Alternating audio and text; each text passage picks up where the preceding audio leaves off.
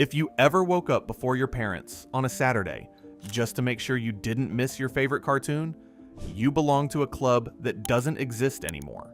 No streaming, no DVR, no rewind. One morning, one shot. Miss it, and you waited 7 days. And somehow, that made those cartoons feel bigger than anything kids watch today. You didn't need an alarm clock. Your body already knew it was Saturday. Eyes open before sunrise. Feet on the floor before your brain fully caught up. You moved through the house like a burglar, past your parents' room, into the kitchen, the biggest bowl you could find, filled with cereal that was mostly sugar and optimism.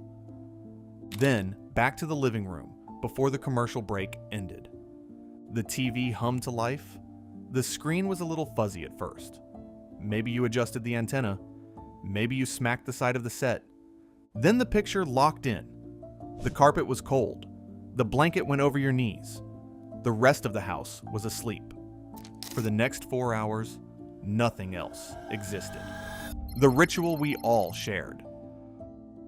What made Saturday morning special wasn't just the cartoons. It was the ritual. You knew the schedule by heart, not because you studied it, because your week revolved around it. Some kids kept the TV guide folded open to the Saturday lineup. Others memorized the times. You knew exactly when the good shows started, which ones were filler, and which commercial breaks gave you just enough time to sprint to the bathroom and back. You learned timing the way athletes learn routes. If Batman started at 9 o'clock, you were in position by 8:58. If X-Men was coming on after the toy commercials, you didn't leave the room. You waited, and here's the part younger viewers almost can't imagine. If you missed 30 seconds, they were gone. No pause. No replay. No, I'll catch it later. Gone. That tiny risk made every minute feel important. Theme songs were event announcements. The fastest way to time travel to the 1990s isn't a photo. It's a theme song. The opening guitar riff of X-Men. The dark orchestral swell of Batman. The animated series. The chaos of Animaniacs. The impossible to ignore scream of "Go Go Power Rangers." Those weren't background jingles. They were event announcements.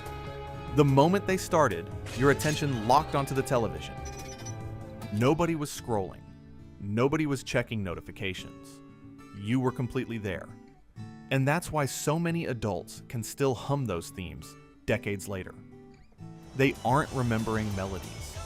They're remembering anticipation. The playground was the internet. Saturday morning didn't end when the TV turned off. It continued on Monday. If you missed an episode, Monday morning was brutal. Everybody else had already seen it. The conversation started before first period. Somebody always spoiled it. Did you see what happened on X-Men? No, don't tell me. Too late. The playground was the internet before the internet. Rumors spread. Arguments exploded. Kids debated whether Batman could beat Wolverine, whether the Red Ranger was cooler than the Green Ranger, whether that episode was new or a rerun. What mattered wasn't just watching the show. What mattered was watching it at the same time as everyone else. More than 20 million American kids were participating in the same cultural moment every Saturday morning. Not different videos on different feeds. The same shows. Together. The commercials were part of the show. People remember the cartoons, but they forget how memorable the commercials were. Every toy looked incredible. Every cereal looked magical. Every Super Soaker seemed capable of changing your life. You'd watch a commercial for a new action figure and immediately add it to an imaginary birthday list.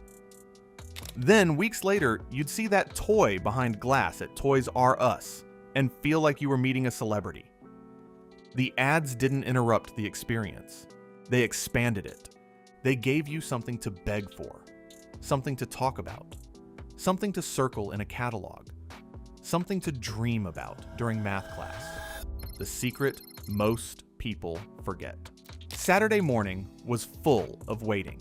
If your favorite show wasn't on until 10 o'clock, You watched whatever came before it. Sometimes that meant sitting through a cartoon you didn't even like. But changing the channel felt dangerous. What if the schedule changed? What if the episode started early? What if you flipped away and missed the cold open? So you stayed put.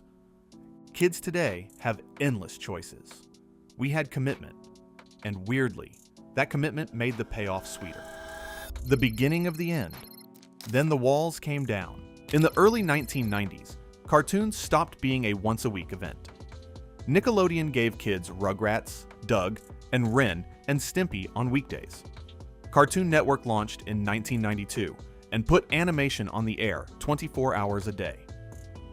Fox Kids and Kids WB turned cartoons into an all-week battle instead of a Saturday-only tradition. At first, this sounded like a dream. More cartoons, more often. What could be bad about that? But the thing that made Saturday morning magical wasn't just the content, it was the scarcity. Once cartoons became available all the time, the sense of occasion started to fade. The last great Saturdays. There were still flashes of the old magic. Recess captured what it actually felt like to be a kid. Pokémon became a phenomenon so big that schoolyards turned into trading floors. Kids WB and Fox Kids kept producing shows that millions of children planned their mornings around. But by the late 1990s, the landscape had already fractured. Cable had changed television. The internet was changing entertainment. Soon, streaming would change everything. The idea that millions of kids would protect the same block of time every week was becoming a relic. What we actually lost. People often ask whether the cartoons were better. Some were, some weren't. That's not the real difference. The real difference is that we didn't just watch them. We waited for them. We planned around them. We rushed through breakfast for them. We learned the length of commercial breaks for them. We argued about them on Monday. We remembered theme songs because hearing them meant the week's reward had finally arrived. Modern kids have more content than we could have imagined. They can watch almost anything, anytime, anywhere. But abundance changed the feeling. When entertainment is infinite, anticipation becomes optional. When every episode is available immediately, no single morning feels sacred. What disappeared wasn't just a television block.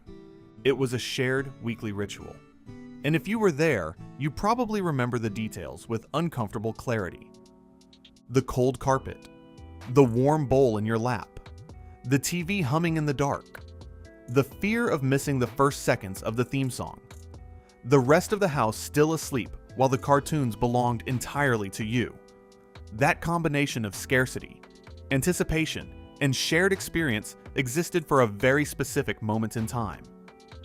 Then the window closed.